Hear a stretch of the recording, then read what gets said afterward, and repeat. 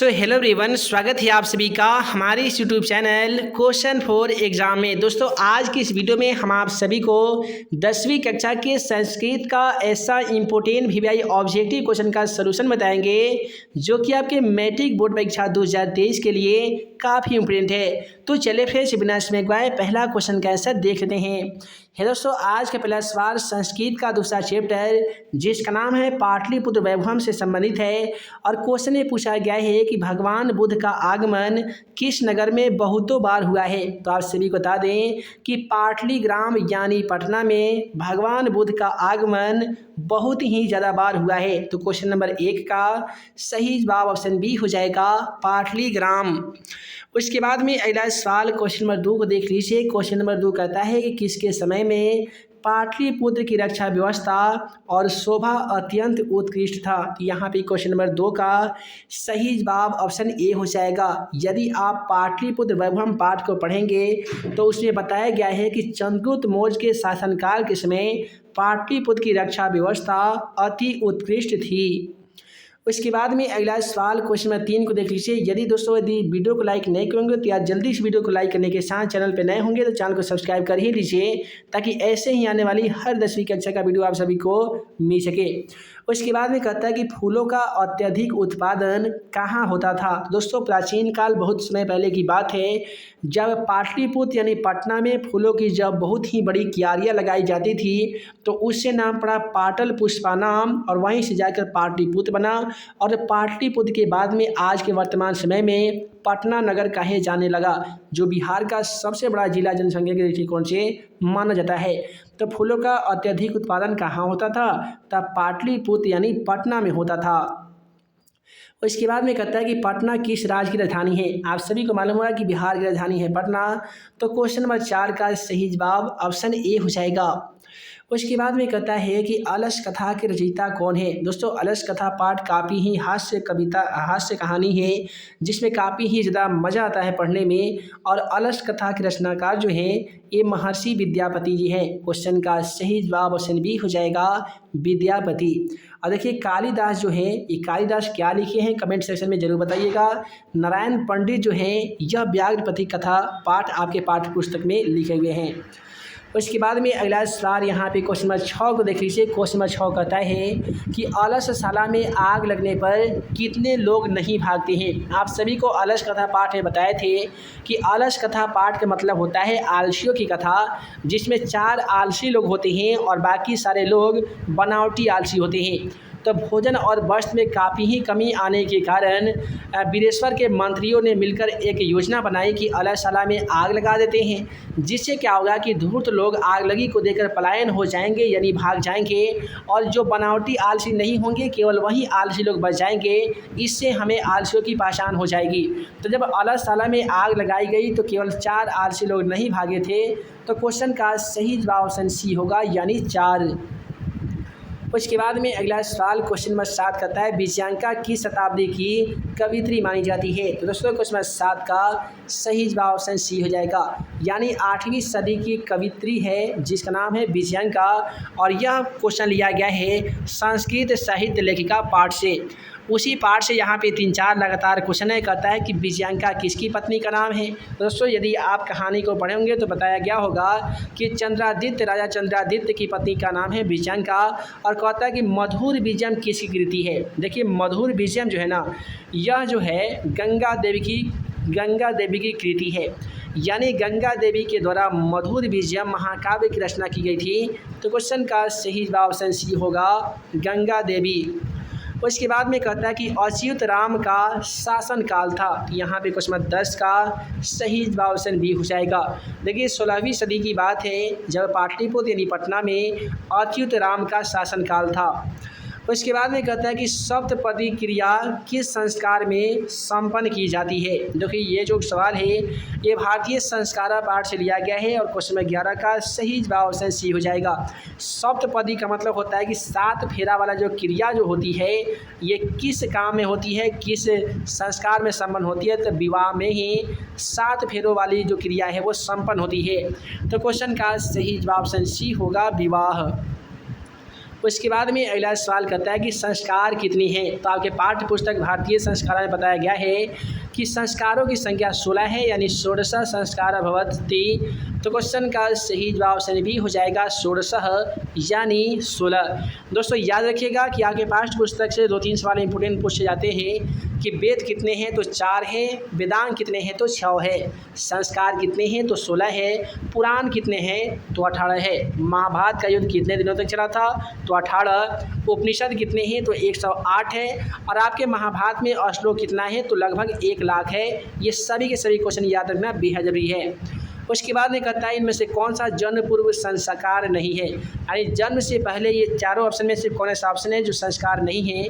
तो नामकरण, देखिए जन्म से पहले तो नामकरण तो होगा ही नहीं। पुंसवन संस्कार, सीमंतोन्नयन और गर्भाधान तो हो सकता है, लेकिन नामकरण, नाम रखने की क्रिया जन्म के बाद ही होता है। लेकिन पूछा है कि जन्म के पूर्व संस्कार नहीं है, तो नामकरण नहीं है। उसके बाद में अगला सवाल देखिए, कहता है कि शैशव संस्कार कितने हैं। देखिए शैशव संस्कार की जो प्रकार है ना, वो 4 प्रकार के शैशव संस्कार होते हैं। अगला सवाल कहता है कि शिक्षक कैसा था। यह जो क्वेश्चन लिया गया है, ये रामप्रवेश राम वाला जो कहानी है जिसका नाम है कर्णवीर कथा, उसी चैप्टर से क्वेश्चन लिया गया है। कहता है कि शिक्षक कैसा था। 4 ऑप्शन दिए जा रहे हैं। आपके पठित पाठ के आधार में बताया गया है कि शिक्षक एक नवीन दृष्टि का एवं संपन्न व्यक्ति था, जो रामप्रवेश राम को खेलते हुए देखता है और उसको लगता है कि यह बच्चा आगे चलकर भविष्य में बहुत ही बड़ा कार्य करने वाला है, और तब वो जाकर उसे अपने विद्यालय में नामांकन करा लेता है।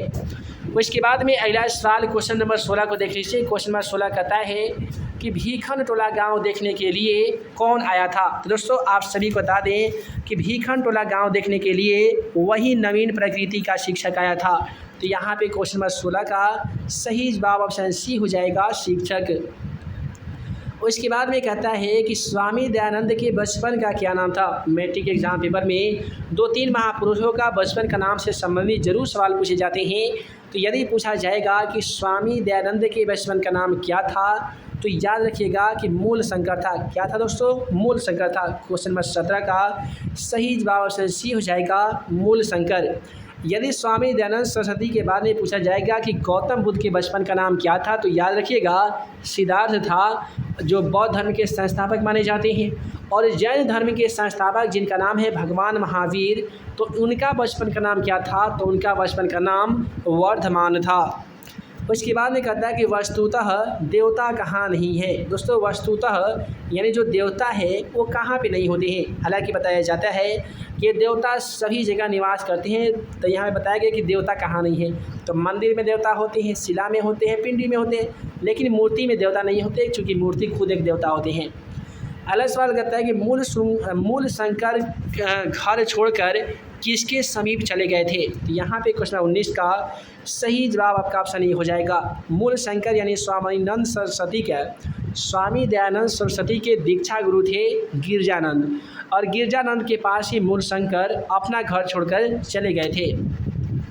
अब अगला सवाल करता है कि कीचड़ में कौन सा फंस गया था। तो यदि आप व्याघ्रपति के कथा पाठ को पढ़ेंगे तो उसे बताया गया है कि बाघ के हाथ में सोने का कंगन रहता है। पथिक नाम का एक युवक लालच मोह माया में पड़कर उस कंगन को पाने की लालच में कीचड़ में जाकर फंस जाता है और बाघ के द्वारा उसकी हत्या कर दी जाती है।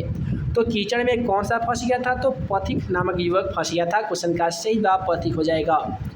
उसके बाद में कहता है कि क्रिया के बिना ज्ञान किसके समान निष्फल होता है। तो आपके पाठ्य पुस्तक निर्देशों का पाठ में बताया गया है कि क्रिया बिना ज्ञानम भारः, यानी क्रिया के बिना ज्ञान भार के समान है। तो यहाँ पे क्वेश्चन नंबर 21 का सही जवाब ऑप्शन सी हो जाएगा, बाध्य स्त्री के आभूषण के समान है। क्वेश्चन का सही जवाब ऑप्शन सी होगा।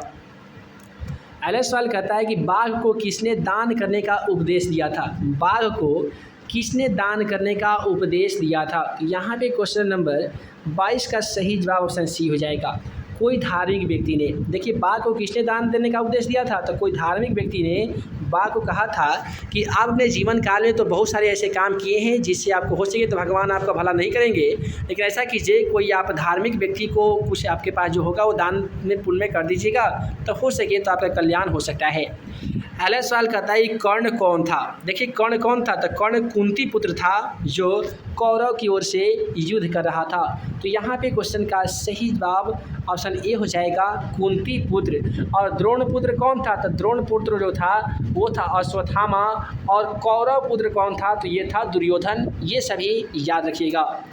अगला सवाल कहता है कि महाभारत किसकी कृति है। दोस्तों महर्षि वेद व्यास के द्वारा महाभारत की रचना संस्कृत भाषा में की गई है, जिसमें पूरे 108 उपनिषद हैं और 100 श्लोक हैं।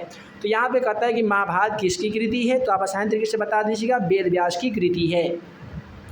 अगला सवाल कहता है महाभारत में कितने पर्वों का वर्णन किया गया है। तो यहाँ पे क्वेश्चन नंबर 25 का सही ऑप्शन सी हो जाएगा। देखिए महाभारत में 18 पर्व बताए गए हैं, 8 विवाह बताए गए हैं, 16 संस्कार बताए गए हैं, 18 पुराण बताए गए हैं। ये सभी को सभी याद रखिएगा। कहता है कि असहिष्णुता किसकी जननी है। देखिए असहिष्णुता से किसका जन्म होता है, तो द्वेष का जन्म होता है। क्वेश्चन नंबर 26 का सही जवाब ऑप्शन बी होगा द्वेष। उसके बाद में कहता है कि क्रिया के बिना क्या भार स्वरूप है, यानी क्रिया के बिना क्या भार के समान है।